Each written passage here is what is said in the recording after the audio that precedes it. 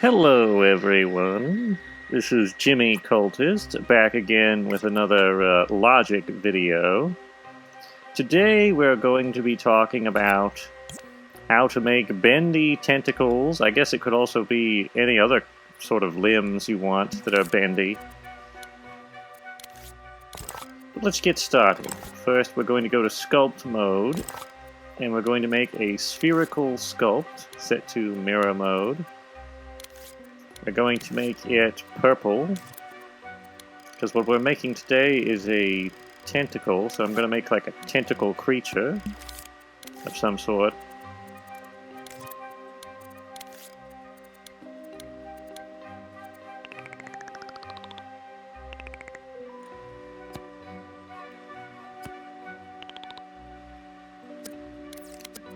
And we're going to turn on gyroscope. It's not really important to our methodology. I just thought I'd do it.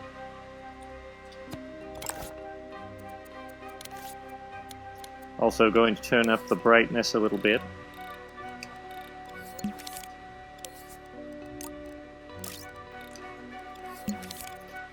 And the first thing you're going to want for a tentacle sculpt is a reliable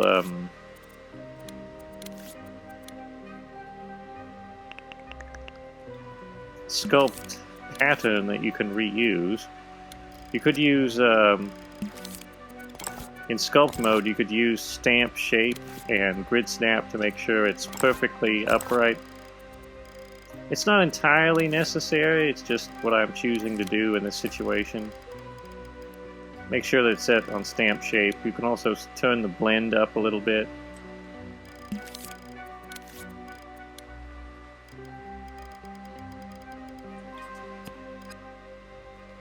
But essentially all we're looking to do is create a segment for our tentacle,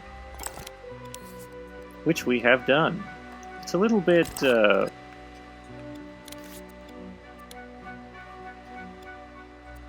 got these ridges in it.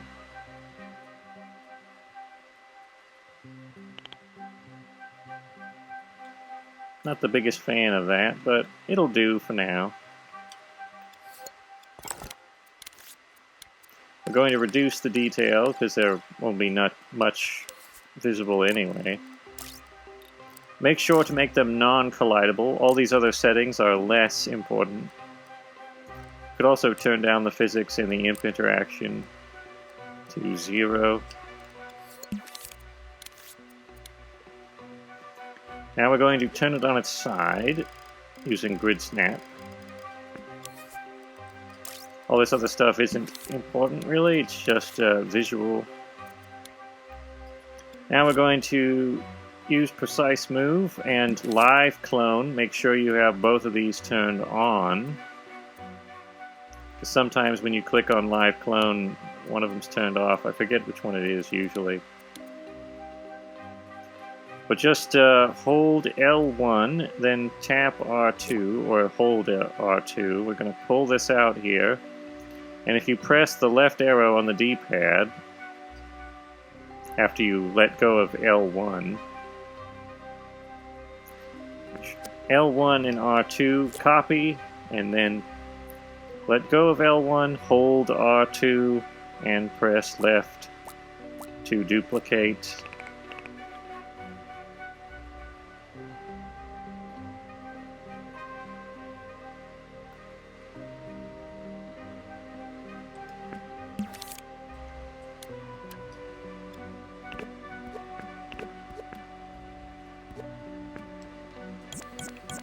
You could also just do it individually like this, which is probably better in this scenario.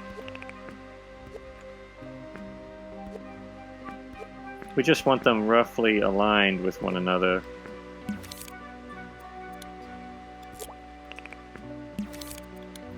And the quality of your sculpt does help with the illusion, depending on what kind of sculpt you make.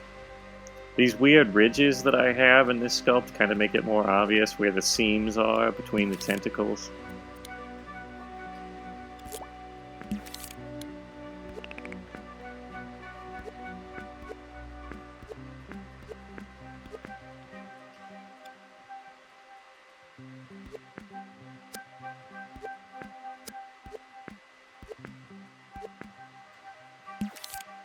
I'm going to reduce them just a little bit.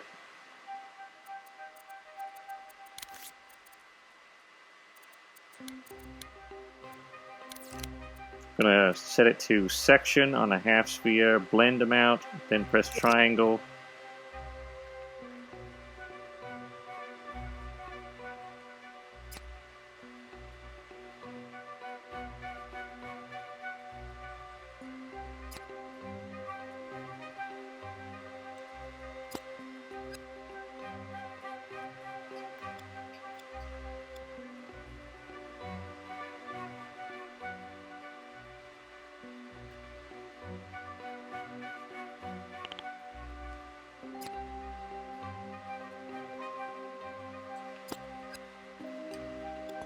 There, I think that's a little bit better. Now we're going to add a ball joint, which you can find in gadgets. Just put it over here. Make sure the yellow end is attached to the base.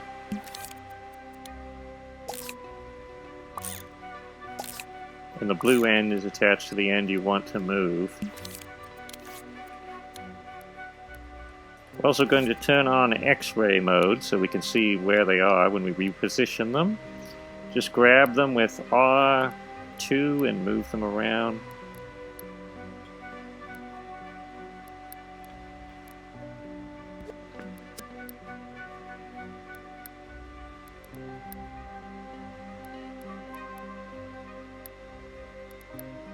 And we'll be testing where the centerpiece of the joint should go in a bit, so we can properly calibrate it to fit the sculpt. That purple bit is the center, and that's where it's going to bend. So we're going to want it to be a little bit further on that one. Not really getting the best blend. You could pull it back a bit too. Just delete it, pull it back, that might help. Delete the bolt, not the sculpt.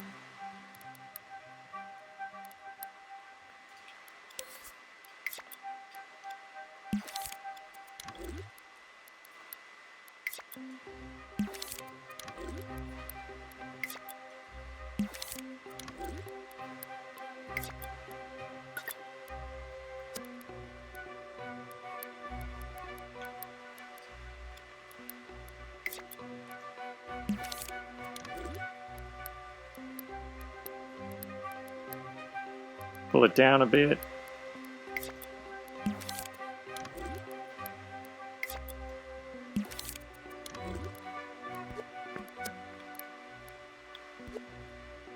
Let's pull it back. I think that's as good as we're going to get.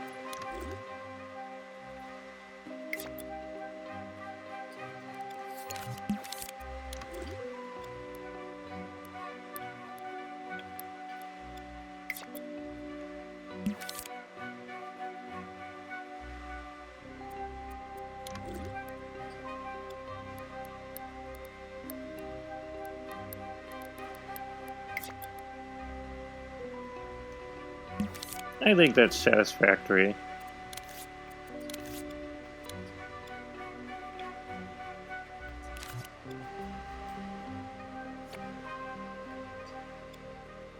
Now I'm going to duplicate them.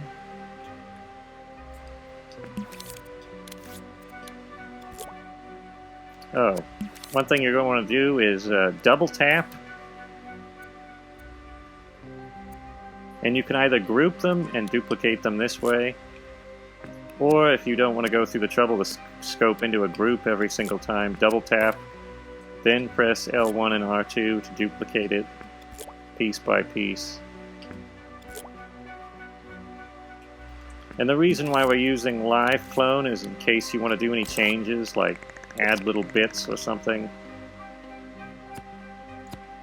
They'll carry over to every version. Every duplicated joint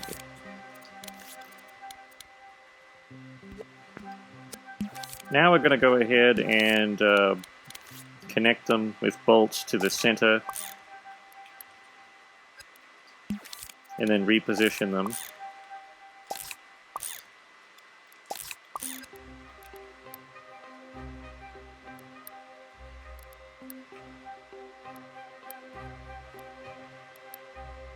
You can use precise move or any movement option you want.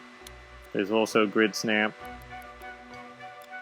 I prefer to just mostly use precise move or nothing at all, just regular imp interaction.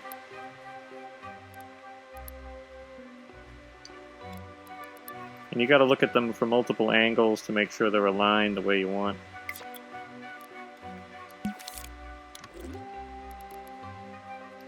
And you might want to move them further out. You want the nub at the back to be further out so that you have a good chance of having it pivot really well. So move it out as far as possible.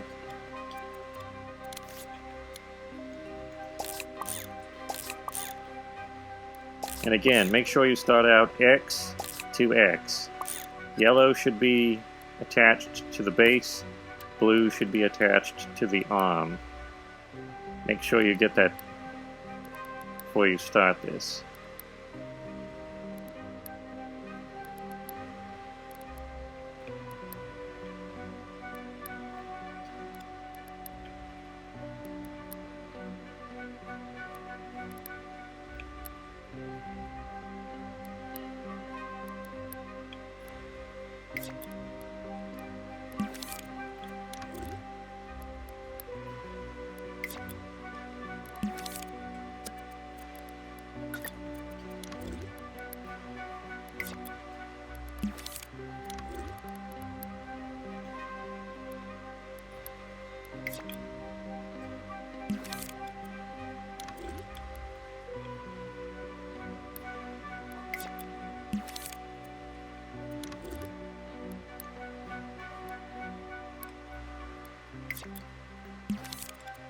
And if you want to put on limits for whatever reason, you could just turn up the springiness and turn on use limits. You can set the angle at which you want to limit it. This would make it only bend a certain degree if you want to create some kind of prop or something, like a Halloween decoration kind of thing. You can even move it around and it'll react with real physics.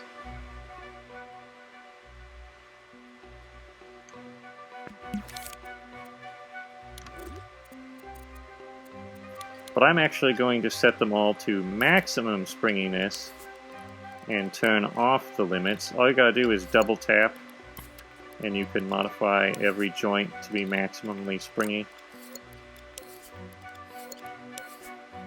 Well, not this one. The base one won't be selected, but all the other ones will be when you double tap it. I guess you could also do this. This might make them all that way. Let's turn off use limits. See if it affected these ones. Yes, it did.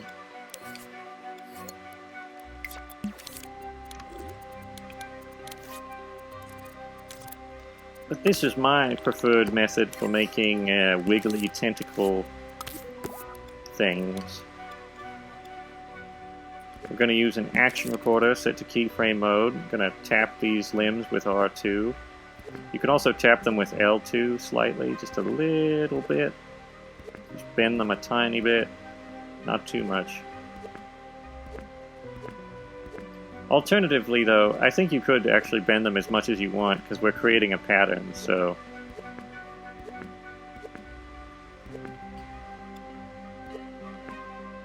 Let's go ahead and delete those and just...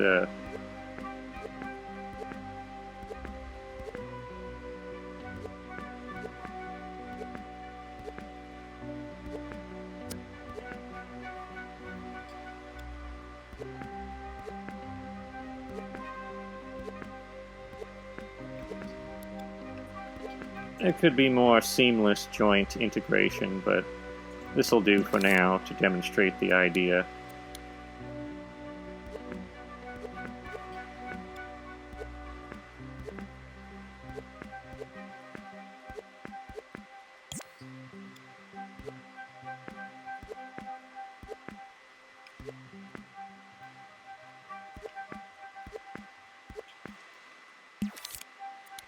move the playhead a little bit forward, and we'll record more frames. And if you make any mistakes, you can undo with the left arrow on the control stick. Oh no, the D-pad, I should say.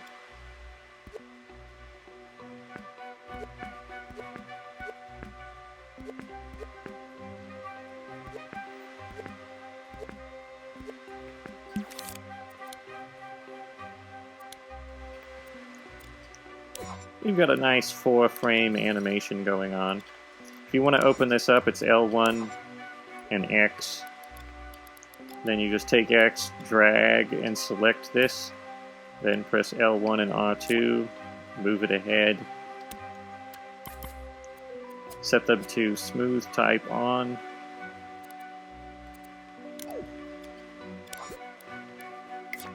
And there we have a simple tentacle animation, not too bad. But it could actually be better. It's a little stiff, as you can see, but a simple solution is to turn up the springiness just a tad. And then you'll get something a bit more fluid.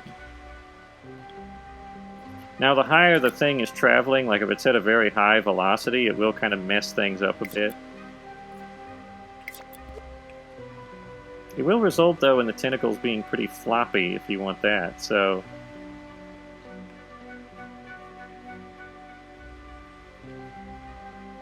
I'm not sure why you would want a tentacle monster to travel at high velocity anyway.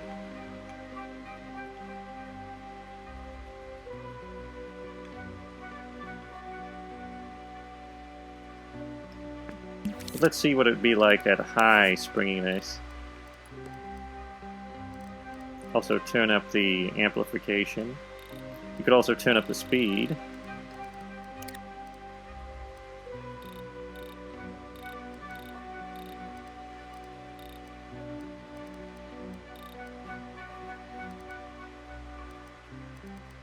Little too springy. But like I said, at high velocity it doesn't work quite so well, so keep that in mind when making these things. If it's slow, you could actually put on a lot of springiness and it works pretty well.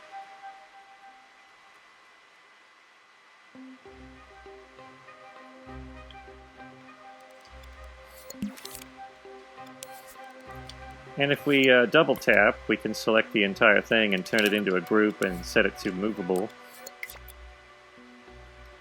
It'll just kind of flail around on the floor. But that's a good method for creating tentacles and tails if you're interested, you know, if you ever want to make like a tail on a dragon or something. The complexity of the sculpt does mean that you have to be, you know, you have to be tricky about how you make these things blend and whatnot. So you want it to look good when it's in motion.